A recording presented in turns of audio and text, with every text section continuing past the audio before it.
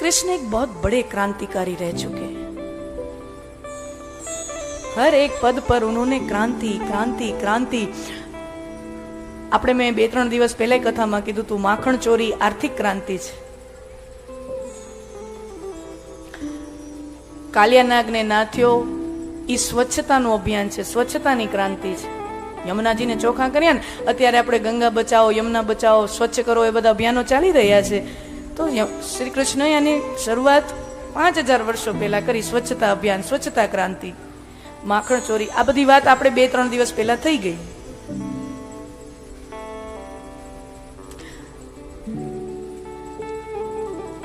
આગળ જયારે ગિરિરાજ ધરણ લીલા આવે છે ને, ત્યારે આપણે જાણીએ છીએ કથા કે બધા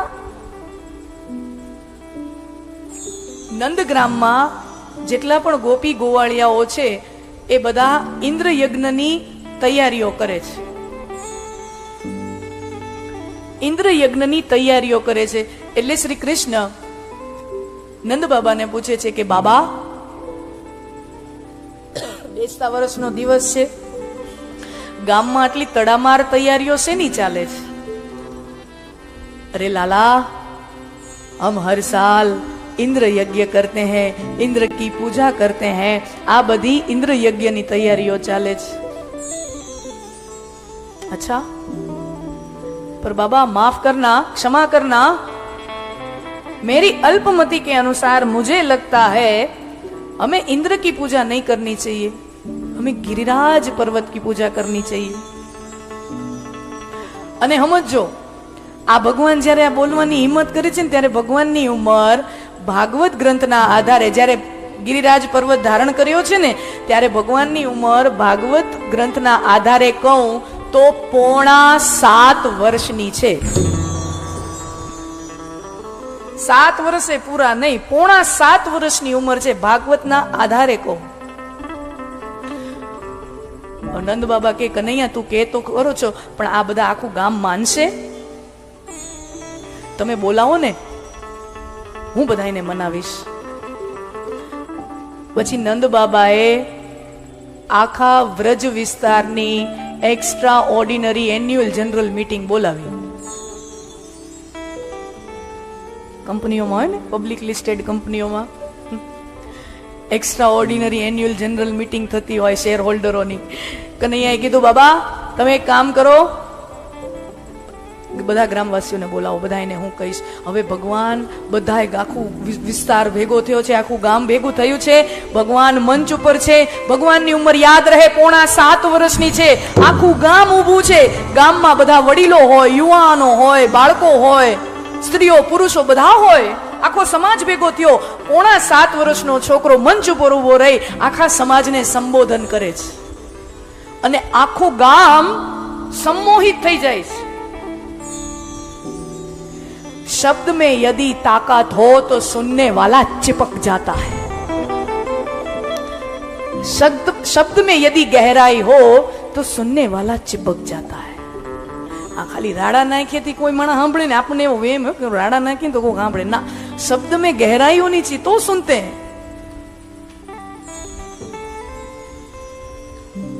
અને હવે જે પ્રસંગ આવે છે, ભગવાન 7.5 વર્ષની ઉંમરમાં આખી સમાજને જે સંબોધન આપે છે ને, ભાગવત ગ્રંથના આધારે કહું, વિષ્ણુ પુરાણ ગ્રંથના આધારે કહું તો શ્રી કૃષ્ણના જીવનનું પહેલું જાહેર ભાષણ અત્યારે હવે થઈ રહ્યું છે.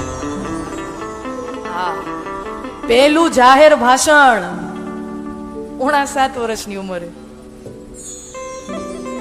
વ્યક્તિની અંદર 2 વસ્તુ હોય ને, વ્યક્તિની અંદર 2 વસ્તુ હોય તો એને લોકોનો પ્રેમ આપોઆપ મળી જાય છે, અને લોકો એની વાત પણ આપોઆપ માની જાય છે. લોકો એને ના નથી પાડી શકતા. વ્યક્તિની અંદર 2 વસ્તુ હોય,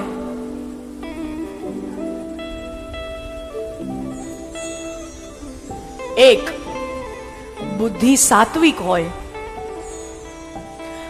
બુદ્ધિ સાત્વિક હોય અને પ્રેમ નિર્મળ હોય. આ 2 વસ્તુ જે વ્યક્તિમાં હોય એની વાત બધા સ્વીકાર કરે. બુદ્ધિ સાત્વિક હોય અને પ્રેમ નિર્મળ હોય એની વાત માને. બુદ્ધિશાળી તો દુર્યોધને હતો, નહોતો એવું નથી. બુદ્ધિશાળી તો શકુની મામો હતો, બહુ હતો, પણ એની બુદ્ધિ કેવી હતી? છળની, કપટ કરવાની. એટલે લોકોના હૃદયમાં સ્થાન ન બનાવી શકે. બુદ્ધિ શકુનીમાં હતી, દુર્યોધનમાં હતી, કંસમાં હતી, પણ લોકોના હૃદયમાં સ્થાન ન બનાવી શકે, કારણ કે બુદ્ધિ છળ કપટ વાળી હતી. તો जिसकी बुद्धि सात्विक हो, प्रेम निर्मल हो. અને હું જ્યારે જ્યારે શ્રી કૃષ્ણનું ચરિત્રનું વર્ણન કરતી હું કે એનો અભ્યાસ કરતી હું ને,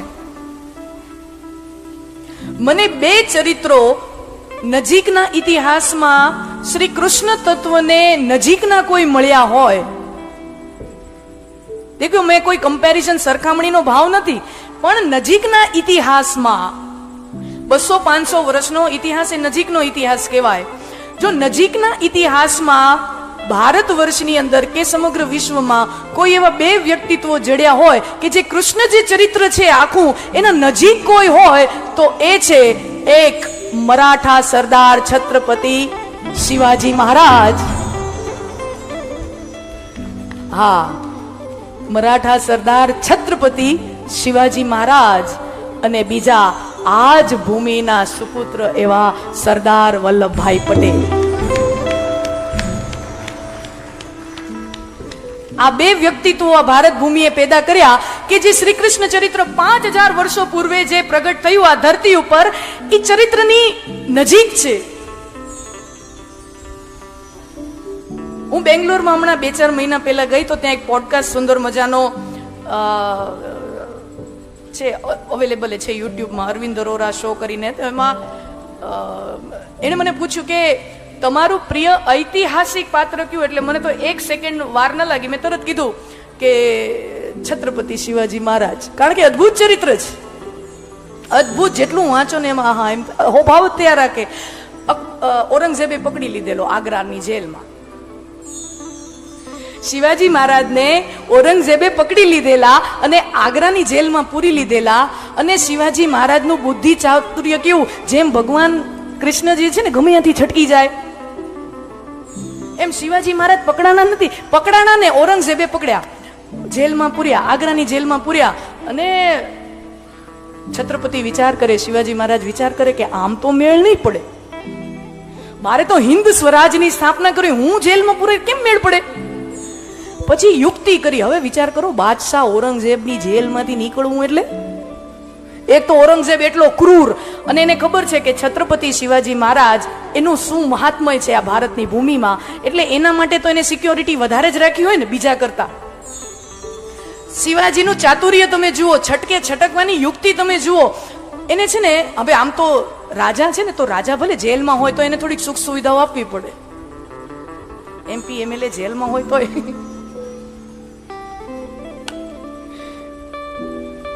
વ્યવહારિક સત્ય છે, સ્વીકારવાનું ને ભાઈ, એ કઈ થોડી હુકારવાના જમે. તો કહેવાનો અર્થ, અભી છત્રપતિ હે, રાજા હે, તો થોડીક સુખ સુવિધા તો મળે. એટલે છત્રપતિએ હુકમ કર્યો ઔરંગઝેબના શાસનને કે તમે એક કામ કરો, મને છે ને થોડાક રોજ ફળ ફૂલ ને બધું આવું જોઈશે, જેમ તેમ આમ સૂકા રોટલા હું ન જમું. તો એવો વિનંતી રાખી. અને હવે ઔરંગઝેબ માટે તો એવા ફળ ફૂલ હવે ઠીક છે, વ્યવસ્થા કરી દીધી. રોજ ફળના ટોકલાની વ્યવસ્થા કરે, રોજ ફળનું ટોકલું આવે. આવું એને 2 મહિના હલાવ્યું, 2 મહિના હલાવ્યું. રોજ ફળનું ટોપલું આવે, મોટું ફળનું ટોપલું આવે, એ જમે. આ 2 મહિના આ વહીવટ આવેલો. પછી ને શરૂમાં તો આમ ચેકિંગ થાય, ફળનું ટોપલું આવે ને બધું ઊંચું નીચું થાય, આમ બધું બરાબર છે કે નહીં. પણ ટાઈમ વીતે પછી રોજનું થાય તો પછી એમ ઓલા સિપાહીઓને એમ થાય ને કે તો રોજનું છે. હવે તો સિપાહીઓની એકાગ્રતા, એની અટેન્શન ઓછું થયું. અને જેવી ખબર પડી કે હવે આ ઔરંગઝેબના સિપાહીઓ ગાફેલ થયા છે, કેરલેસ થયા છે, એક દિવસ 2 મહિના પછી એવી સવાર આવી, ટોપલું આવ્યું. અને એ ટોપલામાં શિવાજી મહારાજ કહેવાય છે કે ટોપલામાં બેસી અને ઔરંગઝેબની જેલમાંથી છટકી જાય છે. ઔરંગઝેબની જેલમાંથી છટકી જાય. હવે આ તમે જો કૃષ્ણ ચરિત્રની નજીક લાગે કે નહીં? કૃષ્ણ ચરિત્રની નજીક લાગે કે નહીં? અને ચાતુર્ય કેવું વાપર્યું? આગ્રામાંથી છટક્યા, હવે સ્વાભાવિક રીતે પછી તો ખબર પડે શાસનને કે ભાઈ આપણે આ જેલમાંથી કેદી છટકી ગયા છે, તો પછી ગોતવા નીકળે તો સ્વાભાવિક રીતે પ્રતિક્રિયા શું હોય કે ભાઈ એમનું તો મરાઠા સામ્રાજ્ય છે, મહારાષ્ટ્ર છે તો દક્ષિણ બાજુ, આગ્રાથી દક્ષિણ બાજુ આવે.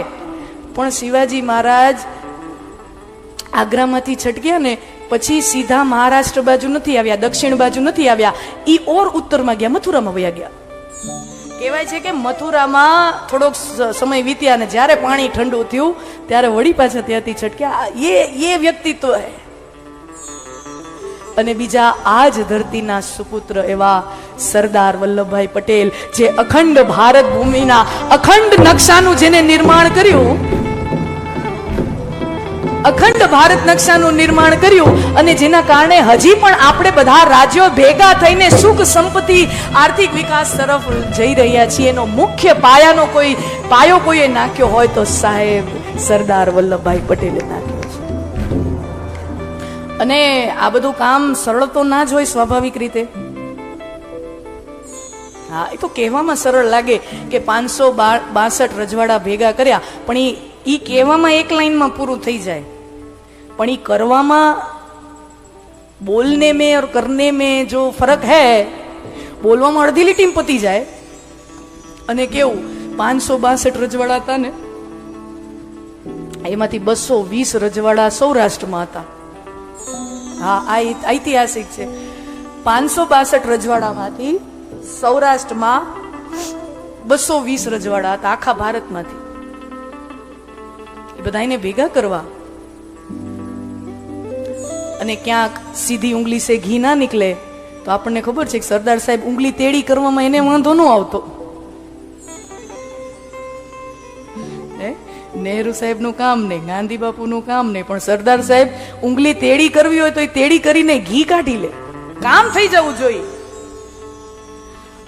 અને કૃષ્ણ ચરિત્ર જુઓ, भगवान श्री कृष्ण का चरित्र भी ऐसा है. सीधी उंगली से घी न निकले तो कन्हैया टेढ़ी उंगली कर लेता है. सीधी उंगली से घी न निकले तो कन्हैया टेढ़ी, कन्हैया ने कई वांधो नहीं, भगवान राम थी न थाय. એની આંગળી સીધી સીધી રે, ઘી નીકળે તો નીકળે, ન નીકળે તો કાંઈ નહીં, ઉંગળી તેલી નહીં થાય, પણ કનૈયો ઘી નીકળવું જોઈએ, કામ થવું જોઈએ. આપણે મહાભારતમાં પલે પલે આ પ્રસંગ જોઈએ છીએ કે ઓલા જયદ્રથ હતો, અર્જુન છે ને પ્રણ લઈ લે છે ને કે સૂર્યાસ્ત પહેલા જયદ્રથને ન મારું ને, અભિમન્યુના મૃત્યુનો બદલો ન લઉં, જયદ્રથને ન મારું ને તો હું આત્મહત્યા કરી લઈશ. અર્જુને પ્રતિજ્ઞા લઈ લીધી. અને આપણને ખબર છે કે જયદ્રથને ઓલા કૌરવોએ હંતાડીને રાખેલો આખા દી પૂરતો, ક્યાંય દેખાય નહીં. અર્જુન ગોત્યા રાખે, ક્યાંય દેખાય નહીં, કારણ કે હંતાડીને રાખેલો. અને ભગવાન જોવે કે આ તો હમણાં સૂરજ આથમી જશે, અને પછી ભગવાને લીલા કરી કે એને આમ વાદળા ઘટાટોપ છવાઈ ગયા, એટલે બધાને એવો આભાસ થયો કે સૂર્યાસ્ત થયો. અને જેવો સૂર્યાસ્તનો આભાસ થયો, જયદ્રથ પ્રગટ્યો, હંતાયેલો જયદ્રથ બહાર નીકળ્યો.